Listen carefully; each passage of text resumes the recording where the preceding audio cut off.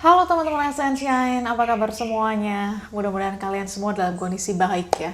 Tapi apapun kondisi kita saat ini, tetap jangan pernah kehilangan pengharapan. So, video aku beberapa waktu yang lalu aku sempat sharing tentang bagaimana mobilku crash dengan mobil box ya dari arah berlawanan. Dan aku bersyukur akhirnya bisa masuk bengkel, terus dibenerin, dan kebetulan yang punya bengkel tetangga sendiri, jadi ya kita percayalah. Dan hasilnya sangat baik sekali, pengeluarannya juga lumayan banyak, gua habis sekitar 1,5-an. Terus untungnya dapat diskon 100.000, ya lumayan lah ya.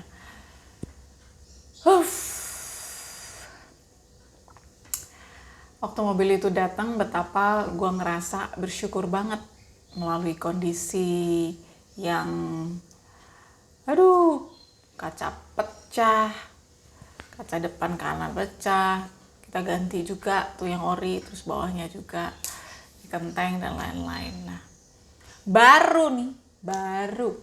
baru beberapa hari kita lagi nikmatin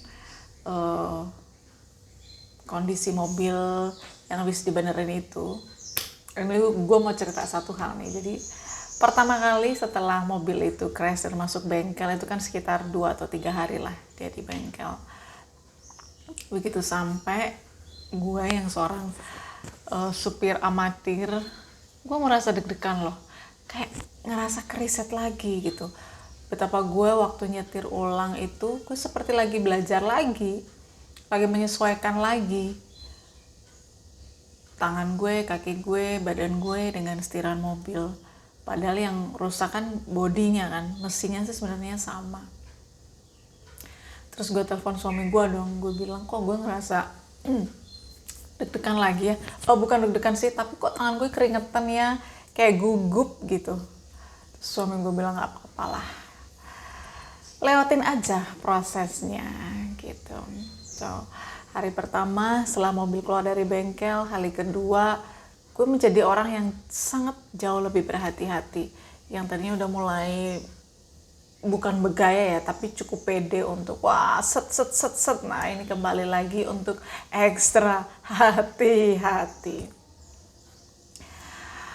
Dan hari ketiga, dimana mobil itu dalam kondisi yang baru di rumah, waktu abis gue pulang dari sarapan pagi, gue masukin mobil ke garasi. Oh my god, kebeset lagi dong. Gue lemes banget dengan ngeliat mobil gue yang waduh ini rusak lagi, kebeset lagi, lumayan lah segini nih panjangnya. Duit lagi nih gitu, padahal ini udah mulai masuk awal bulan, artinya budget yang kita miliki adalah untuk membayar tagihan-tagihan yang sudah dipos-posin kan. Gue sempat kepikiran, sebel banget ya, atau gue nggak usah nyetir lagi gitu. Tapi gue tahu itu asal bunyi sih, karena kan gue mempush diri gue untuk menjadi wanita yang harus bisa nyetir kan dalam zaman-zaman sekarang ini. Dan waktu gue berpikir, setelah gue lihat dan cukup lemes kondisi mobil itu, crash depannya bawah, padahal baru 3 hari yang lalu kita ngeluarin uang. Lemesnya kayaknya gue juga ngerasa lemesnya lebih parah yang hari ini gitu, padahal crashnya nggak begitu separah yang kemarin kan sampai ganti bolam lampu. Tapi gue diingatkan bahwa gue ini lagi belajar loh, masih dalam proses belajar untuk bisa setir mobil menjadi jauh lebih baik. So buat orang yang belajar, berilah ruang untuk melakukan kesalahan. Ya seperti waktu kita belajar naik sepeda dulu lah. Ada saatnya kita jatuh, lalu bangkit lagi.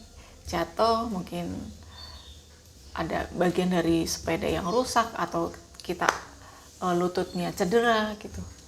Tapi betapa semangat untuk terus berlatih dan juga sampai punya goal yang besar, gue harus bisa naik sepeda.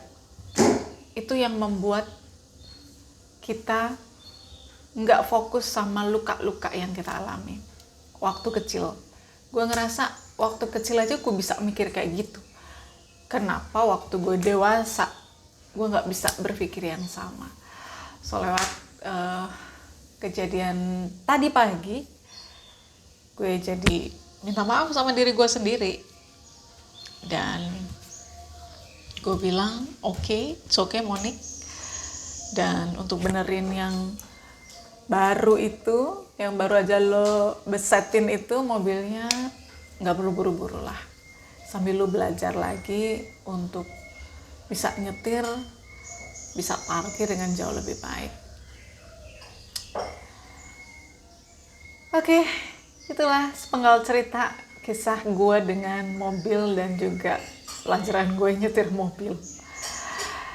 Dan kalau lo mengalami hal yang sama, jangan patah semangat deh.